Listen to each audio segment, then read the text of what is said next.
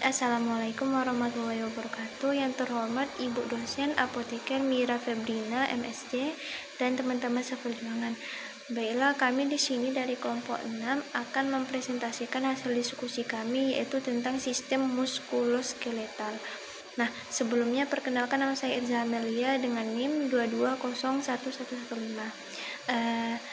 Kemudian ada teman-teman saya, yaitu Amelia Rindra Fatiha dengan NIM 2201098, Chelsea Audora dengan NIM 2201105, Mimi Oktaviani dengan NIM 2201121, Nadia Rahmadani dengan NIM 2201124, Raisya Zuriani dengan NIM 2201131, dan Rindu Rahmatul Fitri dengan NIM 2201132. Baiklah, langsung saja.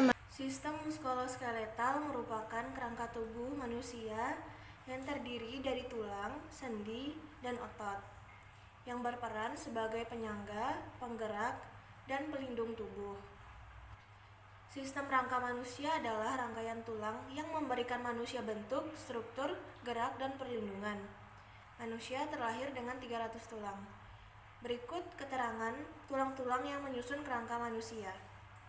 Sistem rangka dan sendi terdiri dari 8 buah tulang di kepala, 25 buah tulang di rangka dada, 14 buah tulang di wajah, 26 buah tulang di belakang dan pinggul, 6 buah tulang di telinga dalam, 64 buah tulang di lengan, 1 buah tulang di lidah, 62 buah tulang di kaki. Yang pertama, sendi berdasarkan arah pergerakannya. Sendi berdasarkan arah pergerakannya. Yang pertama ada sendi engsel, merupakan persendian yang dapat digerakkan hanya pada satu arah saja, hanya dapat ditekuk atau diluruskan, yang bekerja seperti engsel pintu. Contohnya, persendian pada tulang lutut yang menghubungkan tulang paha dan tulang kaki bawah.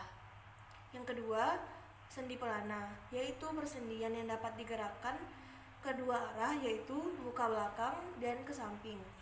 Contohnya, persendian pada ruas telapak tangan dan telapak tangan belakang. Yang ketiga itu ada sendi peluru. Sendi peluru itu merupakan persendian yang dapat digerakkan ke segala arah. Contohnya itu persendian antara tulang paha dan pinggul, serta persendian antara pangkal lengan atas dan bahu. Yang keempat itu ada sendi putar. Sendi putar itu merupakan persendian yang dapat digerakkan secara berputar. Sendi tersebut memungkinkan kepala kita dapat berputar, mengangguk, serta menggeleng. Contohnya itu persendian yang terdapat di antara tulang tengkorak dengan tulang leher. Yang kelima itu ada sendi geser. Sendi geser ini merupakan sendi yang memungkinkan terjadinya sedikit gerakan. Contohnya itu persendian antara pergelangan tangan, persendian antara pergelangan kaki, dan hubungan antar tulang belakang. Selanjutnya itu ada fungsi sistem rangka. Yang pertama, menopang dan memberi bentuk tubuh. Yang kedua, sebagai alat gerak sehari-hari seperti berjalan, menulis, dan makan. Yang ketiga, melindungi organ penting. Yang keempat, memproduksi sel darah. Yang kelima, membantu menghancurkan sel-sel darah yang sudah tua. Dan yang keenam, menyimpan mineral. Baik, selanjutnya tulang rawan. Tulang rawan atau L. cartilago tulang muda merupakan jaringan ikat penahan berat yang relatif padat tetapi tidak sekuat tulang. Dalam kehidupan pasca lahir sesudah tidak tumbuh lagi, jaringan ini hanya ditemukan pada 2 jenis tempat. Fungsi tulang rawan antara lain yaitu untuk membentuk bagian tubuh tertentu, misalnya seperti daun telinga dan hidung. Kemudian yang kedua, mencegah tulang agar tidak saling bertabrakan atau saling bergesekan. Dan yang ketiga, pada anak-anak, tulang rawan dapat menjadi penyokong tubuh sebelum berkembang menjadi tulang biasa. Selanjutnya jenis-jenis tulang rawan, yaitu yang pertama tulang rawan hialin, yaitu terpendam dalam matriks intersel. Tulang rawan hialin mempunyai sel-sel yang dikenal sebagai kondrosit. Kemudian yang kedua, tulang rawan elastis. Tulang rawan elastis merupakan bentuk tulang rawan yang sangat kenyal, yang khusus diperuntukkan menahan akibat pembengkokan. Kemudian yang ketiga, tulang rawan fibrosa, fibrocartilago.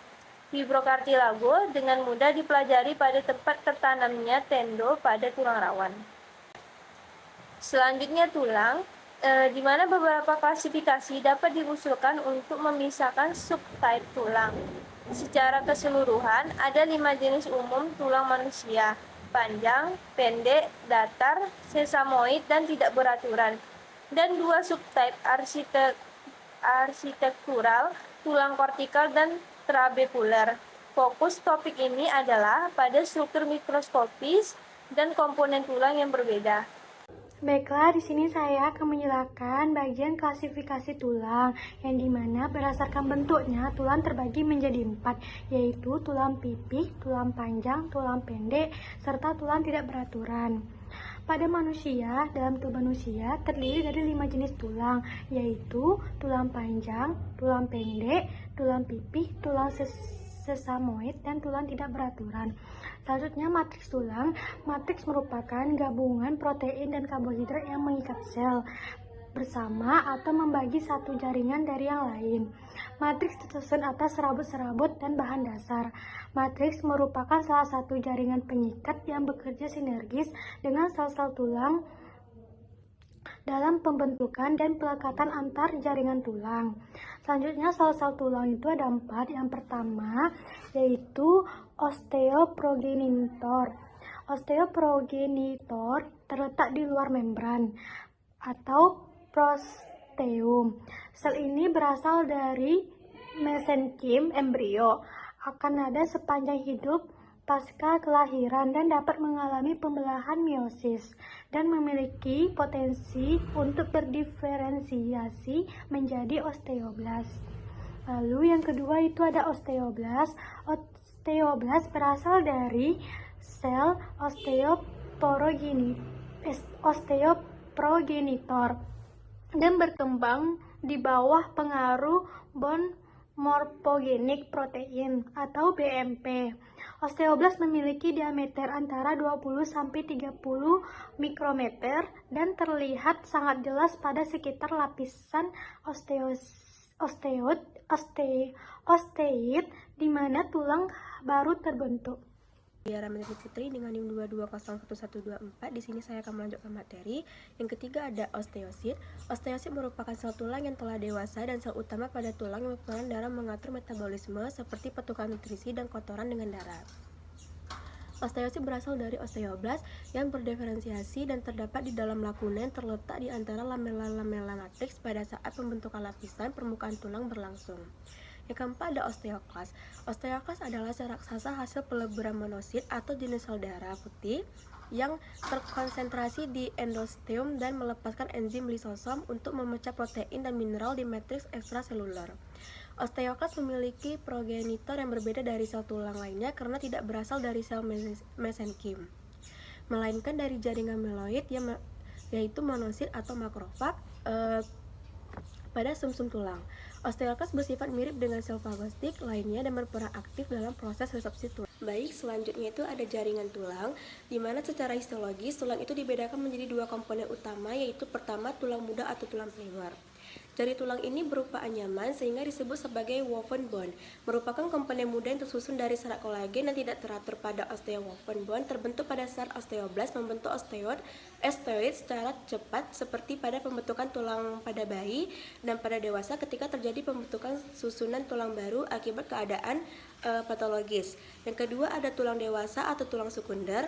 Jenis ini biasa terdapat pada kerangka orang dewasa, dikenal juga sebagai lamellar bone karena jaringan tulang sekunder terdiri dari ikatan paralel kolagen yang tersusun dalam lembaran-lembaran lamela dengan ciri khasnya itu seperti serabut-serabut kolagen yang tersusun dalam lamela atau lapisan setebal 3-7 mikrometer yang sejajar satu sama lain dan melingkari konsentris saluran di tengah yang dinamakan dengan kanalis haversi. Dalam kanalis haversi ini berjalan pembuluh darah, serabut saraf, dan diisi oleh jaringan penyikat longgar. Keseluruhan struktur konsentris ini dinamai dengan sistema haversi atau osteon.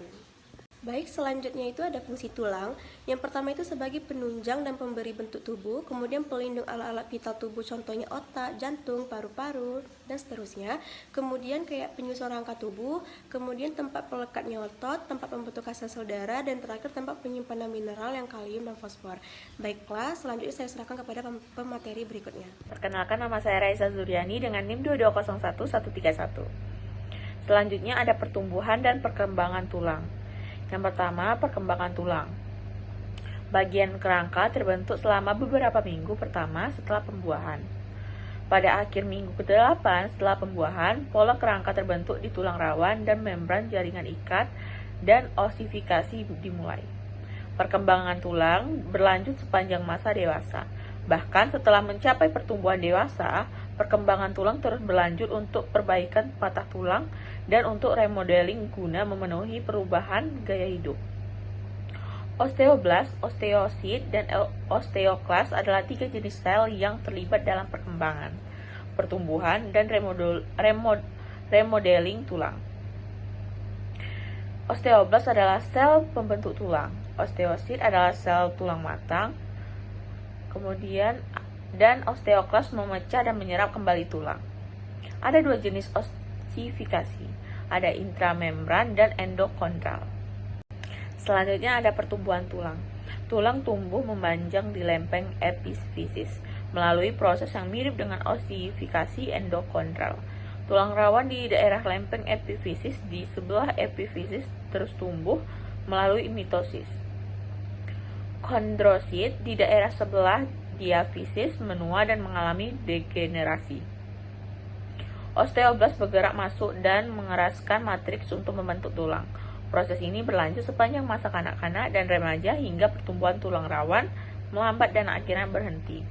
Ketika pertumbuhan tulang rawan berhenti, biasanya pada awal usia 20-an.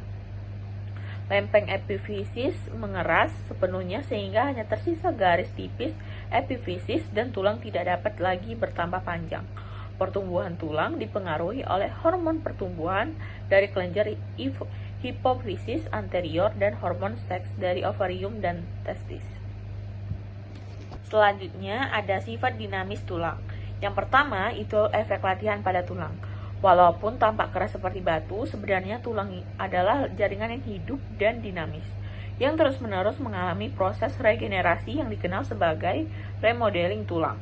Terdiri dari matriks protein yang tertanam dalam mineral seperti kalsium dan fosfor yang membuat tulang keras. Yang kedua, itu ada efek nutrisi dan hormon. Nutrisi dan hormon sangat berkaitan dengan proses remodeling tulang. Berkaitan dengan nutrisi, asupan kalori merupakan faktor penting dalam memperkuat tulang. Beberapa atlet, khususnya wanita yang terlibat dalam olahraga ketahanan seperti lari atau olahraga di mana kerampingan dianggap ideal seperti menari atau senam, membatasi asupan kalori sementara masih berlatih dan bersaing dengan intensitas yang tinggi. Fungsi reproduksi sering menjadi korban akibat asupan kalori yang terlalu rendah. Seringkali atlet ini berhenti berevolusi dan berhenti mengalami menstruasi. Mungkin pertamanya hal ini tampak sebagai sesuatu yang menyenangkan, tapi efek pada tulang sangatlah buruk. Skeleton sebagai cadangan kalsium. Rangka tersusun atas tulang. Di dalam tulang terdapat berbagai mineral seperti kalsium, kalium, dan natrium. Kalsium atau zat kapur merupakan mineral utama pembentuk tulang. Kalsium merupakan mineral yang paling banyak terdapat di dalam tubuh manusia. Kira-kira 99% kalsium terdapat di dalam jaringan keras, yaitu pada tulang dan gigi 1%. Kalsium terdapat pada darah dan jaringan lunak. Tanpa kalsium yang 1% ini, otot akan mengalami gangguan, kontraksi, darah akan sulit, membengkak, transmisi saraf terganggu, dan sebagainya. Proses penyembuhan fraktur.